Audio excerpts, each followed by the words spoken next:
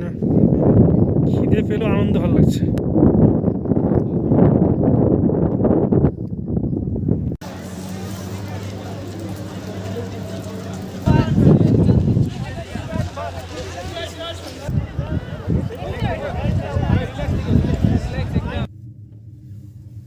একটা ভিডিও করে দাও না কিছুটা।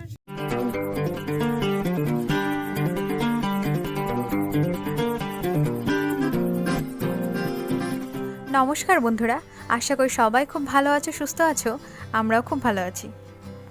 কাশ্মীর ট্যুরের এবার সব থেকে সুন্দর একটা পার্ট নিয়ে হাজির হয়ে গেলাম। কাশ্মীর মানে সব থেকে আগে যেটা মনে পড়ে, চোখের ওপর ভেসে ওঠে, সেটা হচ্ছে বরফ। বরফে সাদা চাদর থাকবে সম্পূর্ণ জায়গা জুড়ে, সেটা দেখতেই বেশি মজা, তাই না? তো আজকে সেই জায়গায় তোমাদের নিয়ে যাব। তোমরা নিশ্চয়ই বুঝতে পারছো আজকে আমরা কোথায় আছি। আজকে যাচ্ছি আমরা গুলমার্গে। কাশ্মীর ট্যুরে আগের পার্টগুলো যদি না দেখে থাকো তো আমার ডেসক্রিপশনে লিঙ্ক দেওয়া থাকবে, গিয়ে দেখে নিতে পারো। শ্রীনগর থেকে গুলমার্গে ভাড়া পড়বে গাড়িতে 2500 থেকে 2800। তো আমাদের তো যে গাড়িটা আগে ভাড়া করেছিল, যে ড্রাইভার দাদা আমাদের সব জায়গায় নিয়ে যাচ্ছিলো, উনি এবারও গিয়েছিলেন সাথে। তো চলে আসলাম আমরা গুলমার্গের হোটেল। এটাও প্রি বুক ছিল আগে থেকে, ওই মেক মাই ট্রিপ বা ইজি মাই ট্রিপ থেকে বুক করা ছিল এখানেও। আমাদের হোটেলটার নাম ছিল ওয়েলকাম হোটেল এবং ভাড়া ওই 5 থেকে 6000-এর মধ্যে আপ ডাউন করে। গুলমার্গের হোটেলগুলো অন্যান্য জায়গার হোটেলগুলো থেকে ভাড়াটা একটু বেশি। তো আমাদের যে এটা হচ্ছে রুম থেকে সরাসরি তোমরা দেখতে পাচ্ছ একদম বাইরের ভিউটা কত সুন্দর লাগছে। বরফ খুব একটা পড়েনি, তবে যেদিন বৃষ্টি হলো তোমরা তো দেখেছিলে, তো বৃষ্টির জন্য এই বরফটা পড়েছিল। তো তার জন্যই আমাদের ভাগ্য ভালো যে এতটা দেখতে পাচ্ছি। যে ওখানে 6 গন্ডোলা রাইড, এখান থেকে 1 কিলোমিটার, বেশি না কিন্তু। পাহাড়ের মধ্যে সবুজ সবুজ বাড়িগুলো যেন আরও সুন্দর লাগছে, তাই না? দেখো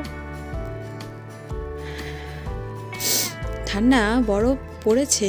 রুমটা সুন্দর, রুমের মধ্যে রুম হিটার, বেড হিটার সবটাই আছে, কিন্তু তুলনামূলকভাবে অন্যান্য জায়গার তুলনায় যেরকম দাম সেই অনুযায়ী কিন্তু রুমটা ততটা বড় নয়। দুপাশে দুটো বড় বড় জানলা আছে। আর এই হোটেলে আমাদের ব্রেকফাস্ট, মানে সকালের ব্রেকফাস্টটা ইনক্লুড ছিল। আর এই হলো গিয়ে বাথরুম। বাথরুমের মধ্যেও সবসময় গরম জলের ব্যবস্থা আছে এবং তার সঙ্গে বাথরুমের মধ্যেও এসি লাগানো।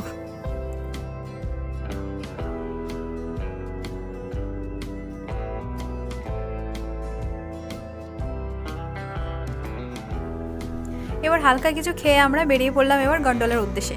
তো গন্ডোলা সম্বন্ধে যা যা ইনফরমেশন সেগুলো আস্তে আস্তে দিচ্ছি। তো মোটামুটি 9:30 10টার দিকে আমরা বেরিয়েছিলাম এখান থেকে, কারণ শ্রীনগর থেকে পৌঁছতে আমাদের 9:30 বেজে গেছিলো। তারপর রেডি হয়ে বেরিয়ে পড়েছি। আমাদের রুম থেকে গন্ডোলার রাস্তা 1.5 কিলোমিটার। তো এই রাস্তাটা তো অনেকে হেঁটেও যায়, কিন্তু পাহাড়ি রাস্তা হেঁটে যাওয়া অনেকটাই মুশকিল, সেই জন্য এখান থেকে গাড়িও নেওয়া যাবে। গাড়ি প্রতি প্রথম ওই 250 টাকা পার পার্সন করে চাইবে 1 কিলোমিটারের জন্য, 1.5 কিলোমিটারের জন্য, কিন্তু সেটা বার্গেনিং করে কমিয়ে 100 টাকায় আনা যায়। তো আমরা 4 জন 500 টাকায় গিয়েছিলাম। এখানে পাশের দোকানগুলো আছে, এখানে পাওয়া যায় হচ্ছে ভাড়াতে বরফে পড়ার জন্য যে মোটা বড় বড় শুগুলো হয় সেগুলো এখান থেকে পাওয়া যায়। আর তার সাথে জ্যাকেটও পাওয়া যায়, মানে মোটা যে বরফে পড়ার জ্যাকেট, ঠিক আছে? তো সেগুলো আমাদের নিয়েছিল শুয়ের জন্য জন প্রতি 50 টাকা করে, আর জ্যাকেটগুলোর জন্য 100 টাকা। তো আমরা জ্যাকেটটা নিইনি, কারণ আমাদের জ্যাকেটই কাফি ছিল, শুধু শুগুলো নিয়েছিলাম। তো জীবনের প্রথম ওই শুগুলো পরে প্রথমে হাঁটতেই পারছিলাম না, সেজন্য তাড়াতাড়ি গাড়িটা করে নিলাম, না হলে দেরি হয়ে যেত ওইদিকে পৌঁছাতে, লাইন পড়ে যেত, লম্বা লাইন, সেই জন্য তাড়াতাড়ি করে গাড়ি নিয়ে বেরিয়ে পড়লাম। হ্যাঁ, তো নর্থ সিকিম যখন গিয়েছিলাম তখন এই শুগুলো দরকার হয়নি, কারণ তখন অতটা বড় পড়েছিল না, সেজন্য শু নিয়েছিলাম না, এখানেই প্রথম শুগুলো পরলাম। পাশের বাড়িগুলো দেখে সিনেমার সেই সিনগুলোর কথা মনে পড়ছে, যে সবুজ বাড়ি, তার নিচে বরফ, কি সুন্দর লাগছে না? তো আমাদের নামিয়ে দিল গাড়ি কিছুটা আগে। এবার আমরা পায়ে হেঁটে রওনা দিলাম গন্ডোলার দিকে। আমরা গেছিলাম নভেম্বরের দিকে, তখন এই একদিনের বৃষ্টিতে এত স্নোফল হয়েছে যে কি সুন্দর সাদা হয়ে গেছে। কিন্তু জানি না কেন এবার জানুয়ারিতেও এই সেরকম বরফ নেই, একদম সাদা সাদা দেখতে পাচ্ছি, মানে যে আপডেট দেখছি যে বরফের কোনো চিহ্নই নেই। তো ভাগ্যিস আমরা ওই টাইমে গেছিলাম, তার জন্য অত সুন্দর বরফটা দেখতে পেয়েছিলাম। ভেবেছিলাম যে ডিসেম্বরে যাবো, তো ডিসেম্বরে পর গেলে তো মনে হয় সেই শুকনো রাস্তায় দেখে আসতে হতো।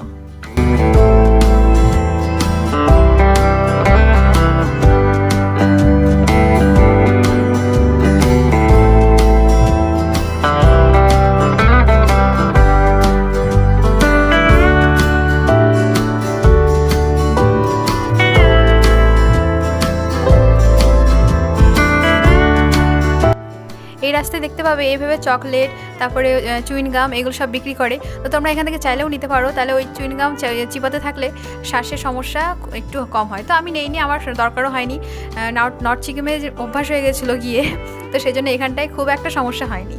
এবার মনের মধ্যে কেন জানে খুব আনন্দ লাগছে যে বরফের মধ্যে যাব। কালাপাথরে দেখেছিলাম কিন্তু সেইভাবে মজা করতে পারিনি, শ্বাসের সমস্যা হয়েছিল, কিন্তু এবার মনে হচ্ছে না একটুও শ্বাসের সমস্যা হবে। খুবই আনন্দ করেছি, তো সেটা তোমরা আগে আগে দেখতেই পাবে। ঢুকে পড়লাম গেটের ভিতরে।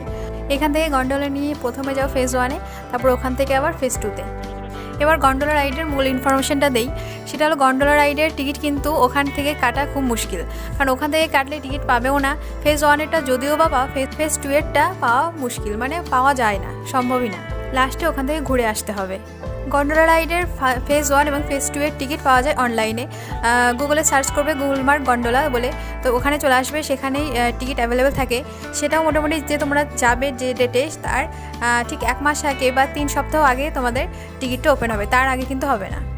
আবার খুব তাড়াতাড়ি বুকিং কমপ্লিটও হয়ে যায়, সেজন্য একটু নজরে রাখবে যে কখন খুলছে এবং তাড়াতাড়ি করে বুকিং কমপ্লিট করবে।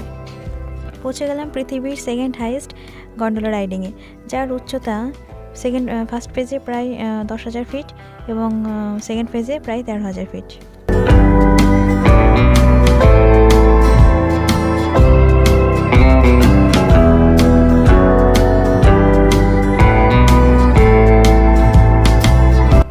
ভিতরে চলে আসলাম যেখান থেকে গন্ডোলাগুলো ছাড়ে। এই গন্ডোলা দার্জিলিংয়ে নাম ছিল রোপওয়ে, তারপরে গ্যাংটকে নাম হলো সেটা হচ্ছে কেবল কার, আর এখানে নাম হয়েছে গন্ডোলা। একই রোপওয়ের বিভিন্ন নাম। মানুষের ভিড়ও শুরু হয়ে গেছে, লাইনও পড়ে গেছে। তো আমরা খুব যে দেরি করেছি তাও নয়, লাইনটা বেশিও দূর পর্যন্ত পড়েনি।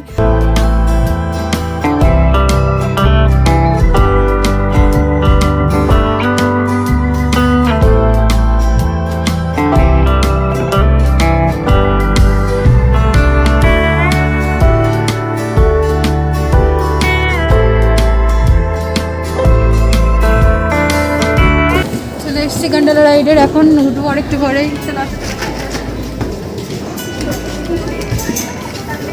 বেশি লাইনে পড়তে হয়নি বলো? না, ভিড় নেই, ঠিকঠাকই আছে, আমরা সঠিক টাইমে পৌঁছে গেছি।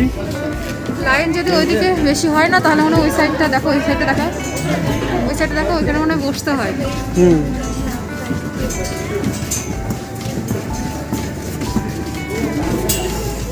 সব এক একজন ডাকু ডাকু লাগছে দেখতে, আসো।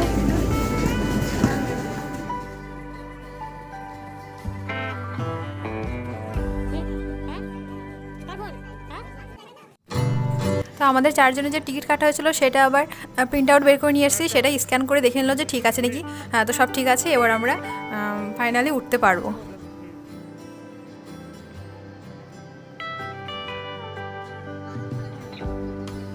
তোমার হাতে যে চিপসের প্যাকেটটা আছে ওটা ব্যাগে ধরেনি, তো সেটা হাতে নিয়ে যাচ্ছি, আর এতটা ফুলে গেছে যে বারবার পড়ে যাচ্ছে। তো সেটা দেখে ওই যারা গন্ডোলাতে ঢুকাচ্ছিল আর কি, তো তারা বলছে যে ও তোমার সাথে যেতে চাইছে না, ওকে এখানেই রেখে যাও। তো চলে আসলো আমাদের গন্ডোলা বাবু, যার অপেক্ষায় আমরা এতক্ষণ ধরে দাঁড়িয়ে আছি। এইগুলো না এসে দাঁড়ায় না, চলতেই থাকে, মানে একটু স্লো হয়, ওইভাবেই উঠতে হবে, মানে তার মধ্যেই তোমাকে উঠতে হবে। ও যে দাঁড়াবে তারপরে উঠবে আরামসে, তারপরে রওনা দেবে তা না, ও চলতেই থাকবে, তার মধ্যে লাফিয়ে ওঠো আর ও চলে গেল।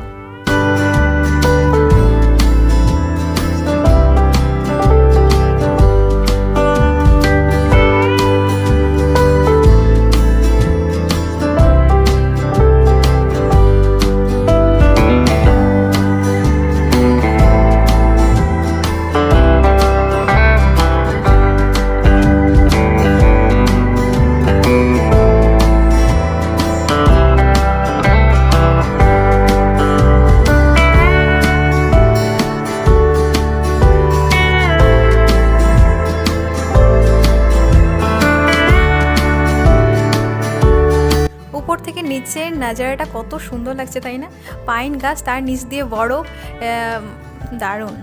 আমি একটু রিল্যাক্সে থাকার চেষ্টা করছি, কারণ আমার একটু মনে ভয় আছে যে কালাপাথর আর গুরুডং মার লেকে যেরকম অবস্থা হয়েছিল সেটা যেন এখানে না হয়, সেই জন্য একটু চুপচাপ থাকার চেষ্টা করছি।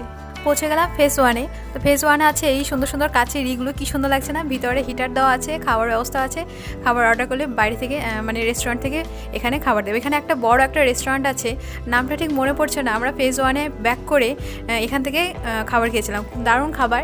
সেটা বুফে সিস্টেম ছিল, 600 টাকা হচ্ছে নন ভেজ আর 500 টাকা ভেজ।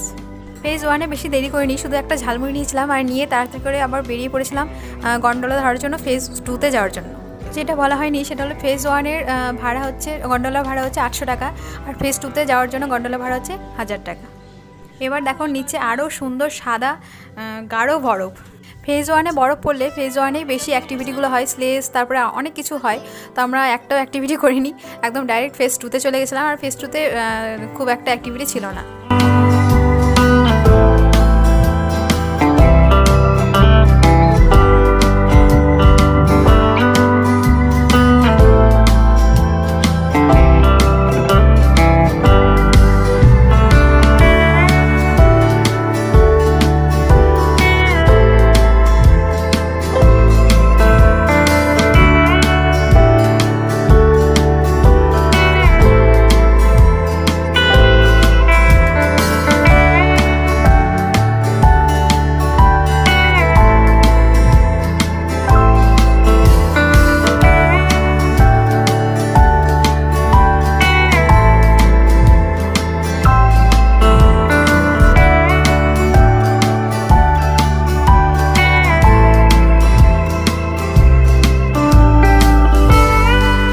আর এতক্ষণ ধরে যখন ভিডিওটা দেখছো তো একটা লাইক তো করেই দিতে পারো, আর যদি চ্যানেলটা এখনও সাবস্ক্রাইব না করে থাকো তো অবশ্যই একটা সাবস্ক্রাইব করে দাও।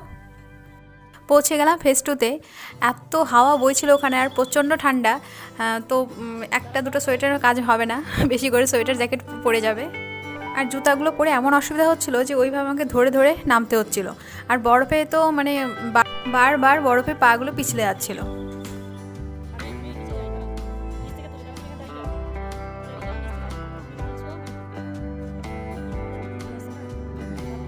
উফ কি শান্তি, মানে এতদিন ধরে বরফের খোঁজ ছিল, তো বরফ দেখতে পেয়েছি। প্লাস কাশ্মীরকে যে জান্নাত বলে, মানে প্যারাডাইস অন আর্থ, সত্যি তাই। মানে এখানে এসে বুঝতে পারছি যে কেন বলা হয়।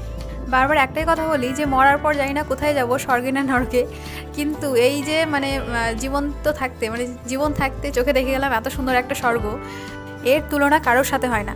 এত জায়গায় ঘুরতে গেছি কিন্তু সত্যি কাশ্মীরের মতো জায়গা মনে হয় আজ পর্যন্ত দেখিনি, আর জীবনও দেখবো কিনা জানি না। পৌঁছে গেছি আমাদের ভূস্বর্গে। তো এবার এখানটা অনেকক্ষণ ছিলাম, কিন্তু বেশিক্ষণ থাকতে দেয়নি। 3-4টার পর থেকে বাঁশি বাজানো শুরু হয়ে যায় যে সবাই এবার ব্যাক করো, কারণ ওয়েদার খারাপ হতে থাকে। তোমাদেরও আমার সাথে এত সুন্দর একটা জায়গা ঘুরিয়ে দেখালাম, এত সুন্দর একটা জায়গায় নিয়ে আসলাম। তোমরা মন প্রাণ দিয়ে জায়গাটার সৌন্দর্য উপলব্ধি করো। এখানে ভিডিও বেশি বানানো হয়নি, শুধু ওই শর্টস আর ছবি তুলেছি, তাতে অনেক সময় চলে গেছে। তো যেটুকু তুলেছি সেটুকু তোমরা দেখো আর মজা করো। আর শর্টসটা আস্তে আস্তে আসবে, সেখানে বুঝতে পারবে যে এই জায়গাটার সৌন্দর্য আরও কতটা।